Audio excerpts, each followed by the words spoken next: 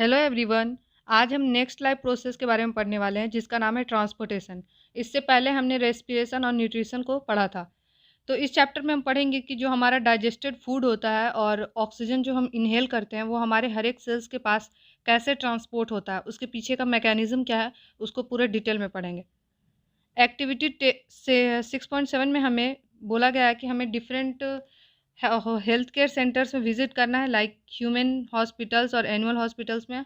और वहाँ हमें देखना है कि हर एक एनिमल्स में और ह्यूमंस में, मेल और फीमेल्स में कितने नॉर्मल हीमोग्लोबिन कंटेंट कितना होता है।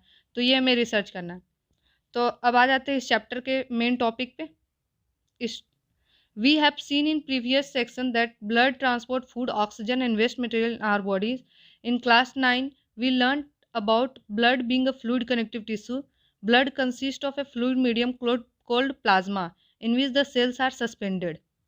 हम लोगों ने पहले पढ़ा था कि ये जो ब्लड होता है वो बना हुआ रहता है ब्लड आरबीसीज, डब्ल्यूबीसीज, प्लाज्मा से। तो प्लाज्मा जो होता है, ब्लड जो हमारा एक फ्लूइड कनेक्टिव टिश्यू है, कनेक्टिव टिश्यू है। और प्लाज्मा जो है एक लिक्विड टाइप का सब्सटेंस होता है, फ्लूइड मीडियम, जिसमें हमारे जो आरबीसीज होते हैं और डब्ल्यूबीसी और प्लेटलेट्स हैं वो सारे उसमें सस्पेंडेड होते हैं। Plasma transport food, carbon dioxide and nitrogenous waste. और जो ब्लड का जो प्लाज्मा वाला पार्ट होता है वो कार्बन डाइऑक्साइड और नाइट्रोजनस वेस्ट और फूड को ट्रांसपोर्ट करते हैं डिफरेंट सेल्स के पास, हमारे सेल्स के, हमारे बॉडी में जितने भी सेल्स है उसके पास, डिजॉल्व फॉर्म में। Oxygen is carried by the red blood corpuscles. और जो हमारे ऑक्सीजन होता है वो रेड ब्लड कॉर्पस्कल्स के द्वारा कैरी होता है, क्योंकि उसी में हमारे हीमोग्लोबिन जो होता है, हीमोग्लोबिन उसी में होते हैं और हीमोग्लोबिन ही है ऐसा पिगमेंट है जो ऑक्सीजन को अपने साथ बाइंड करके रखे रहता है और वो ट्रांसपोर्ट करता है। इसलिए हमारा जो ऑक्सीजन है वो आरबीसीज के थ्रू ट्रांसपोर्ट होता है। Many other substances like salts are also transported by the blood. Salts भी जो है वो ब्लड के थ्रू ट्रांसमिट होते हैं।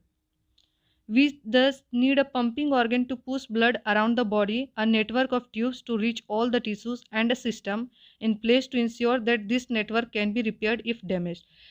जो इसलिए हमारे बॉडी में एक पंपिंग ऑर्गन का ज़रूरत होता है ताकि हमारे जो बॉडी में जितने भी सब्सटेंसेस है, लाइक फूड हैं और ऑक्सीजन वगैरह है और ब्लड जो है हमारे हर एक सेल्स के पास पहुंच पाए।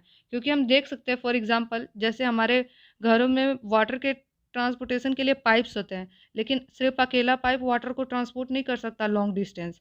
उसके लिए हमें एक पंपिंग ऑर्गन, पंपिंग मशीन्स की ज़रूरत होती है जिसे मोटर बोलते हैं। तो just like that, pumping organ जो होता है हमारा हार्ट होता है। हार्ट जो होता है वो मोटर के जैसा काम करता है। वो हमारे ब्लड को बहुत ही प्रेशर से पंप करता है, जिसके कारण जो हमारा ब्लड है उसका स्पीड, उसका वेलोसिटी इंक्रीज करता है और हमारे ब्लड जो है वो जल्दी जल्दी हमारे बॉडी के हर एक पार्ट में हमारे फूड और ऑक्सीजन को ट्रांसपोर्ट कर पाता है। तो अब हम हार्ट के बारे में पढ़ेंगे। Our pump the heart.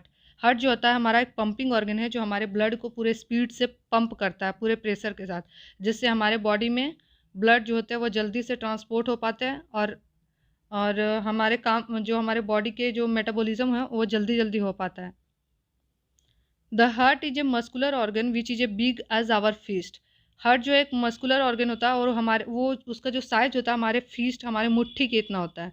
Because of both oxygen and carbon dioxide have to be transported by the blood, the heart has different chambers to prevent the oxygen rich blood from mixing with the blood containing carbon dioxide. हमारे heart में जो होते हैं दोनों तरह के blood आते हैं। ऐसे ब्लड जो ऑक्सीजन से रिच होते हैं और कुछ ब्लड जो होते हैं कार्बन डाइऑक्साइड रिच होते हैं। तो ये दोनों तरीके के ब्लड को सेपरेट करने के लिए हमारे हार्ट में डिफरेंट चैम्बर्स है, ताकि ऑक्सीजन रिच ब्लड और कार्बन डाइऑक्साइड रिच ब्लड एक दूसरे के साथ मिक्स ना हो पाए, इसलिए डिफरेंट चैम्बर्स हैं। और इस पिक्चर में हम देख भी सकते हैं कि यहाँ हमारे जो हार्ट का पिक्चर बना हुआ है इसमें डिफरेंट चैम्बर्स है। लाइक ये हो गया राइट एट्रियम, 4 चैम्बर्स है, 1 2 3 4। हमारा फर्स्ट चैम्बर जो है वो राइट एट्रियम है। फिर सेकेंड जो है, सेकेंड लेफ्ट एट्रियम है। फिर जो राइट एट्रियम के जस्ट नीचे हमारा राइट वेंट्रिकल है और लेफ्ट एट्रियम के जस्ट नीचे लेफ्ट वेंट्रिकल है। अभी हम इन चैम्बर के फंक्शंस के बारे में पढ़ेंगे कि ये कौन से ब्लड को पंप करते हैं। The carbon dioxide rich blood has to reach the lungs for the carbon dioxide to the removed. और जो कार्बन डाइऑक्साइड रिच ब्लड होते हैं वो हमारे सेल्स के थ्रू हमारे ब्लड वेजल्स जो होते हैं लंग्स के पास लेके आते हैं ताकि वो लंग्स के थ्रू एक्सहेल हो पाए। And the oxygenated blood from the lungs has to be brought back to the heart. और जो ऑक्सीजनेटेड ब्लड होते हैं वो लंग्स से हमारे हार्ट के पास लेके आए जाते हैं ताकि वो हार्ट उसे पंप करे हमारे बॉडीज़ में, और हमारे बॉडीज़ में ऑक्सीजन रिच ब्लड जा पाए। The oxygen rich blood is then pump to the rest of the body. We can follow this process step by step. Oxygen rich blood from the lungs come to the thin walled upper chamber of the heart on the left atrium. जो oxygen rich blood होता है, जो lung से हमारा जो oxygen rich blood आता है वो पहले का थिन वॉल्ड जो है अपर चैम्बर हार्ट का, जैसे कि लेफ्ट एट्रियम जिसे हम बोल रहे हैं, ये जो लेफ्ट एट्रियम वाले पार्ट है इसमें ऑक्सीजन रिच ब्लड आता है हमारा लंग्स से। और ये जो एट्रियम का वॉल होता है वो थिन होता है। और क्या होता है, the left atrium relaxes when it is collecting this blood. जब लेफ्ट एट्रियम में जब ब्लड इंटर करता है तो लेफ्ट एट्रियम जो होता है वो रिलैक्स करता है, मीन्स वो एक्सपेंड होता है ताकि इसमें ज़्यादा से ज़्यादा ब्लड एक्यूमुलेट हो पाए। It then contracts while the next chamber the left ventricle relaxes. और जब लेफ्ट वेंट्रिकल जब ये रिलैक्स होता है, मतलब ये जब लेफ्ट वेंट्रिकल एक्सपेंड होता है, तब ये जो हमारा लेफ्ट एट्रियम है वो कॉन्ट्रैक्ट करता है ताकि ब्लड जो है हमारे पूरे लेफ्ट वेंट्रिकल में आ जाए, मूव कर जाए, so that the blood is transferred to it. When the muscular left ventricle contract in its turn, the blood is pumped out to the body. और जैसे ही हमारा लेफ्ट वेंट्रिकल कॉन्ट्रैक्ट करता है, हमारा ब्लड जो होता है वो हमारे बॉडीज़ में ट्रांसमिट होता है। जैसे कि यहाँ ये जैसे ही वेंट्रिकल कॉन्ट्रैक्ट करेगा तो हमारा ब्लड इस तरीके से ऑर्टा के थ्रू हमारे बॉडीज़ में ट्रांसमिट होता है। ऑर्टा के थ्रू ऐसे हमारे बॉडी में ट्रांसमिट होता है। ऑर्टा जो होता है फिर अर्टरी में कन्वर्ट होता है, फिर अर्टरीज कैपिलरीज में, और हमारे बॉडीज़ के हर एक सेल्स के पास ब्लड पहुंच पाता है, so that the blood is transferred to it. When the muscular left ventricle contracts it in its turn, the blood is pumped out to the body. Deoxygenated blood comes from the body to the upper chamber on the right. और deoxygenated blood होता है जिसमें carbon dioxide होता है, वो हमारे body से collect होके हार्ट के जो राइट चैम्बर है, right upper chamber means right atrium में इंटर करता है, जिसे हम राइट एट्रियम बोलते हैं। As it relaxes as the right atrium contracts the corresponding lower chamber the right ventricle dilates.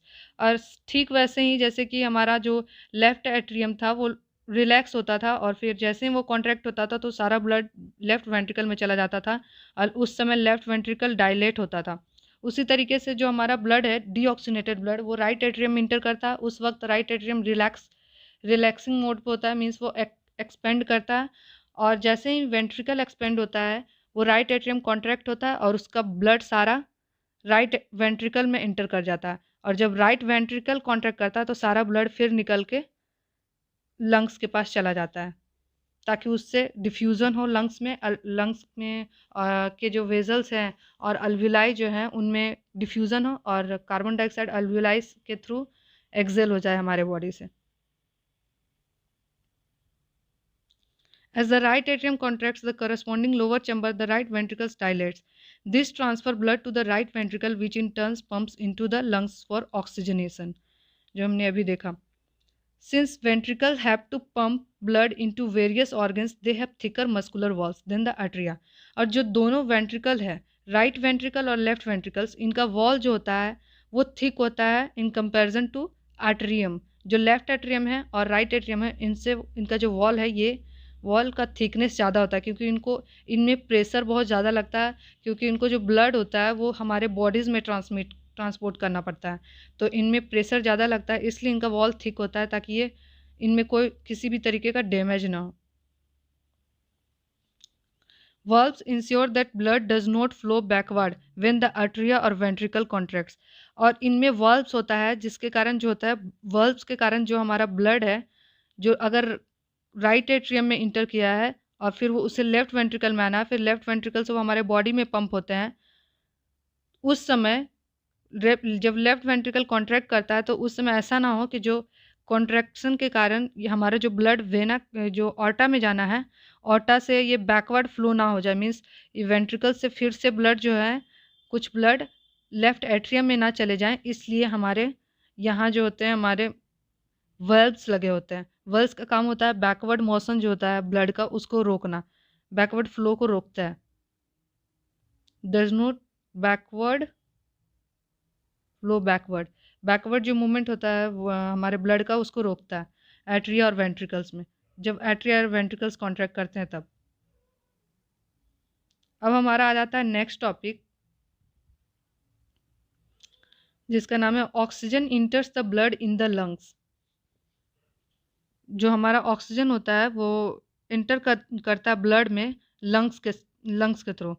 जब लंग्स जो होता है हमारे बहुत सारे वेजल्स उसमें होते हैं, ब्लड कैपिलरीज उसमें क्या होता है, और लंग्स में सबसे उसका फंडामेंटल पार्ट जो होता है जहाँ गैसेस का एक्सचेंज होता है उसको हम अल्विलाई बोलते हैं। और अल्विलाई जो होता है बहुत सारे ब्लड कैपिलरीज से सराउंडेड होता है। और उस समय क्या होता है जब हम इनहेल करते हैं तो हमारे अल्विलाई में ऑक्सीजन बहुत ज़्यादा होता है, और वो जो ऑक्सीजन होता है वो ट्रांसपोर्ट डिफ्यूज़ हो जाता है हमारे ब्लड वेजल्स में, और ब्लड वेजल्स के थ्रू वो हमारे बॉडीज़ में ब्लड के थ्रू हमारे बॉडी के हर एक सेल्स में ट्रांसमिट हो जाता है। और उसी दौरान जब हमारे उस समय अल्विलाई में ऑक्सीजन बहुत ज़्यादा होता है और ब्लड वेजल्स में कार्बन डाइऑक्साइड बहुत ज़्यादा होता है, तो कार्बन डाइऑक्साइड जो होता है वो ब्लड वेजल्स से अल्विलाई में ट्रांसमिट हो जाता है, और फिर वो अल्विलाई से हमारे रेस्पिरेटरी ट्रैक्ट के थ्रू एक्सेल हो जाता है। तो चलिए इस टॉपिक को लाइन टू लाइन पढ़ते हैं फिर समझते हैं। The separation of the right side and the left side of the heart is useful to keep oxygenated and deoxygenated blood from mixing.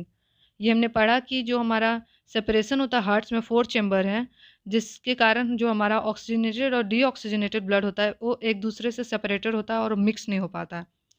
Such separation allows a highly efficient supply of oxygen to the body, जिसके कारण हमारे bodies में बहुत ही अच्छे efficiently oxygen transport हो पाता है।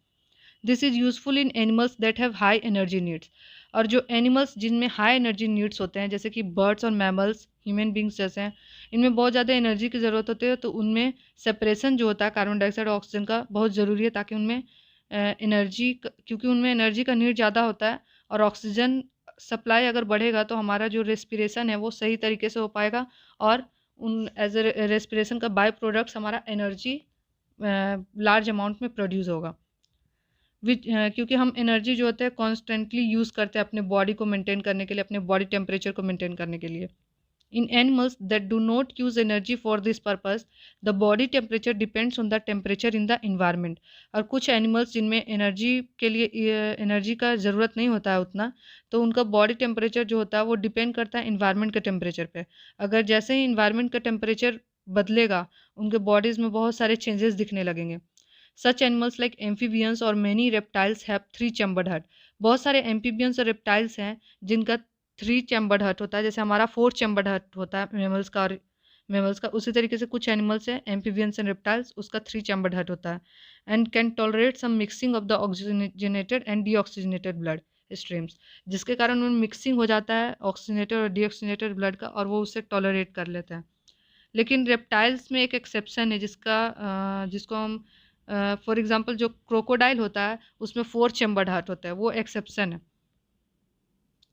Fishes on the other hand have only 2 chambers to their hearts. और फिशेस में जो होते हैं उनके हार्ट में सिर्फ 2-chambered होते हैं। The blood is pump to the gills is oxygenated there and passes directly to the rest of the body. एक चैम्बर में जो ब्लड इंटर करता है वो ऑक्सीजनेट होता है, और फिर डायरेक्टली जो होता है वो बॉडी के जो जितने भी रेस्ट पार्ट है उसमें एक दूसरे चैम्बर्स के थ्रू ट्रांसपोर्ट हो जाता है। Thus blood goes only once through the heart in the fish during one cycle of the passage through the body। सिर्फ एक ही बार ब्लड का सर्कुलेशन होता है वहाँ। On the other hand it goes through the heart twice during each cycle in other vertebrates। और दूसरे vertebrates जो होते हैं उनमें जब भी सर्कुलेशन होता है ब्लड का तो वो 2 टाइम्स हार्ट के थ्रू वो पास होते हैं। It goes through the heart twice during each cycle. हर एक पूरे साइकिल को कंप्लीट होने में वो हार्ट के थ्रू 2 बार वो जो ब्लड होता है वो सर्कुलेट होता है, लाइक हम यहाँ देख सकते हैं, और उसी को हम डबल सर्कुलेशन बोलते हैं। ये जो है हमारा मैमल्स का सर्कुलेटरी सिस्टम है। तो इससे हम यहाँ देख रहे हैं कि ये जो है पार्ट, इसमें पहले तो हमारा लंग्स से जो ब्लड है वो हार्ट में आता है, हार्ट में इंटर करता है, राइट हमारा जो लेफ्ट एट्रियम है, फिर लेफ्ट एट्रियम से पंप होकर लेफ्ट वेंट्रिकल में आता है, फिर वेंट्रिकल से फिर पंप होके ऑर्टा के थ्रू, ऑर्टा फिर आर्टरीज में ट्रांसफॉर्म होता है, आर्टरीज के थ्रू हमारे बॉडीज़ में गया, फिर हमारे एक बार तो हार्ट में सर्कुलेशन हो गया, उसका हार्ट में आया, फिर हार्ट से ऐसे घूम के फिर गया। फिर दूसरा बार सर्कुलेशन होता है जब वो फिर से हार्ट में आता है। फिर से हमारा बॉडीज़ के थ्रू जो डीऑक्सीनेटेड ब्लड है जिसमें कार्बन डाइऑक्साइड ज़्यादा है, उसको वो लेके आ गया हार्ट में। फिर हार्ट में वो लेफ्ट एट्रियम में आया, फिर राइट एट्रियम में आया, फिर राइट एट्रियम से राइट वेंट्रिकल में पंप होता है, फिर राइट वेंट्रिकल से पंप होके हमारा जो लंग्स में ट्रांसपोर्ट होता है। तो यहाँ जो हम देख रहे हैं डबल सर्कुलेशन हुआ, फर्स्ट ऑक्सीजनेटेड ब्लड का सर्कुलेशन हुआ, फिर डीऑक्सीजनेटेड ब्लड का सर्कुलेशन हुआ। तो जो टोटल पूरा एक साइकिल को कंप्लीट होने में जो सर्कुलेशन लगा वो 2 लगा। पूरा जो ये एक साइकिल है इसे कंप्लीट होने में 2 बार ये हार्ट के थ्रू ब्लड हमारा पास हुआ। फर्स्ट ऑक्सीजनेटेड ब्लड को लेके एक बार ट्रांसपोर्ट हुआ, फिर सेकंड डीऑक्सीजनेटेड ब्लड को लेके एक बार ट्रांसपोर्ट हुआ। पूरे एक साइकिल में वो 2 बार हार्ट से पास हुआ, इसलिए हम इसे डबल सर्कुलेशन भी बोलते हैं। जबकि और जो एनिमल्स है लाइक एम्फीबियंस और रेप्टाइल्स और फिशेस, इनमें सिर्फ सिंगल सर्कुलेशन होता है। जो फिश है उनमें सिंगल सर्कुलेशन होता है। तो हमारा ये टॉपिक यहीं ख़त्म होता है, और जो इसमें जो नेक्स्ट टॉपिक बच्चे हैं जैसे ब्लड प्रेशर और tubes, blood vessels, maintenance by blood platelets और लिम्फ है एक टॉपिक, इसे हम नेक्स्ट वीडियो लेक्चर में कवर करेंगे। So thank you. If you have any doubt then comment in the comment section, I will reply.